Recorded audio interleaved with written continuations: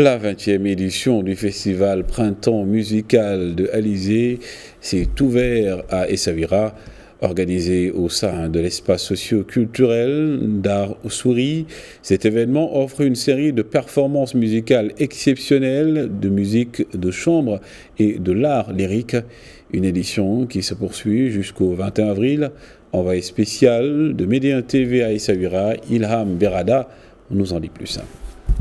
Je peux d'abord vous dire qu'il fait très très beau ici à Essaouira et il fait beau pour accueillir justement cette 20e édition du festival Le Printemps musical des Alizés qui nous revient après 5 ans d'absence. Le Printemps musical des Alizés est organisé par l'association Essaouira Mogador et la Fondation Ténor pour la culture. Et pour cette 20e édition, c'était une occasion de revenir un peu sur toutes ces années qui ont accueilli des musiciens, des artistes, des jeunes talents ici à Essaouira. Et pour nous en parler, j'ai le plaisir d'avoir à mes côtés Dina Saïd, qui est la directrice artistique du festival et la directrice générale de la Fondation Ténor pour la culture. Dina Saïd, merci beaucoup d'avoir accepté notre invitation.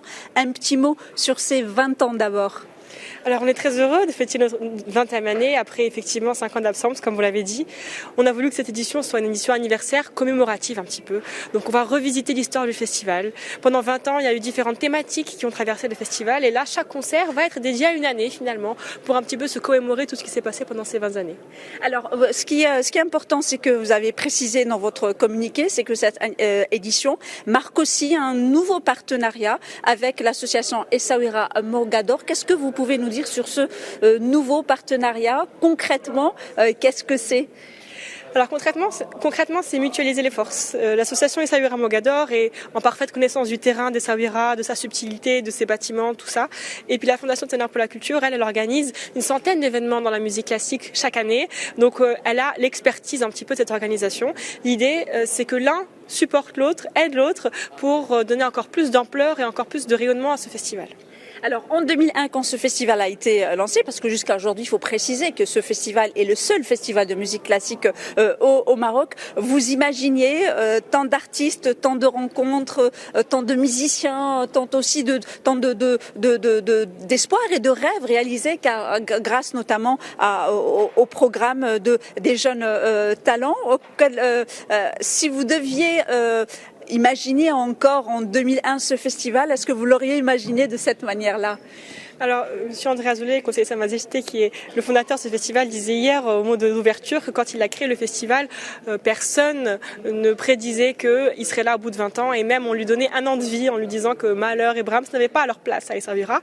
Et je pense que tout le travail de fond qui a été fait pendant ces 20 années ont montré que c'était absolument faux, que Essaouira accueille toutes les musiques et sont les bienvenus. Et effectivement, cette matinée Jeunes Talents dont vous parlez est très particulière parce que maintenant, elle a beaucoup de sens. Effectivement, il y a 20 ans, j'ai joué à cette matinée Jeunes Talents comme beaucoup d'autres personnes et ces jeunes talents qui étaient là comme des petites pupilles sont aujourd'hui de très grands artistes et sont aussi programmés dans ces festivals mais dans d'autres festivals internationaux. Ça montre bien que c'est un passage déjà qui a su déceler ces talents-là, qui est une scène de passage et puis que la roue tourne et qu'on avance, que le festival lui-même était un jeune talent quelque part et aujourd'hui il est beaucoup plus confirmé. Alors une toute dernière question, 20 ans, c'est encore tout jeune, il y a encore beaucoup de choses à faire. Est-ce qu'on peut dire qu'aujourd'hui le festival qui est devenu un rendez-vous important et incontournable de notre scène culturelle nationale et internationale a su, à travers ces 20 ans, donner les clés de cette musique qui nous paraît au début peut-être si difficile, mais quand on s'y met, quand on l'écoute, on y trouve son compte parce que c'est quand même la musique classique, le chant lyrique, c'est pas quelque chose de facile. On dit toujours que ils sont pas accessibles. Comment justement ce festival a su rendre cette musique fermée, une musique si ouverte pour tant de public?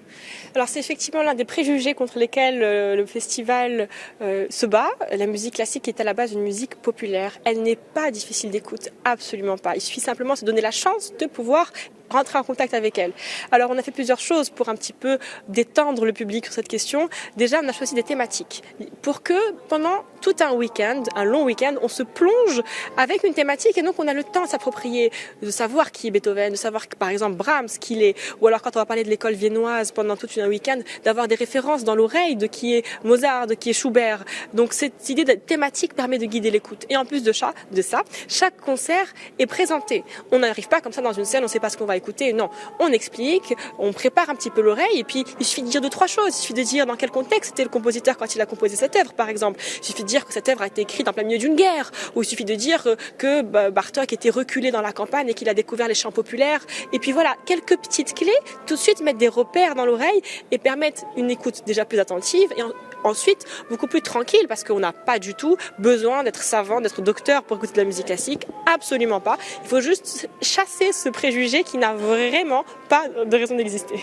Merci beaucoup Dina Bensley d'avoir répondu à nos questions. Je rappelle que vous êtes d'abord pianiste avant d'être de la directrice artistique du festival, mais également la directrice générale de la fondation Ténor pour la culture, co-organisatrice avec l'association Essaouira Mogador du festival Le Printemps musical des Alizés, et qui se tient jusqu'à dimanche ici à Essaouira pour cette 20e édition anniversaire.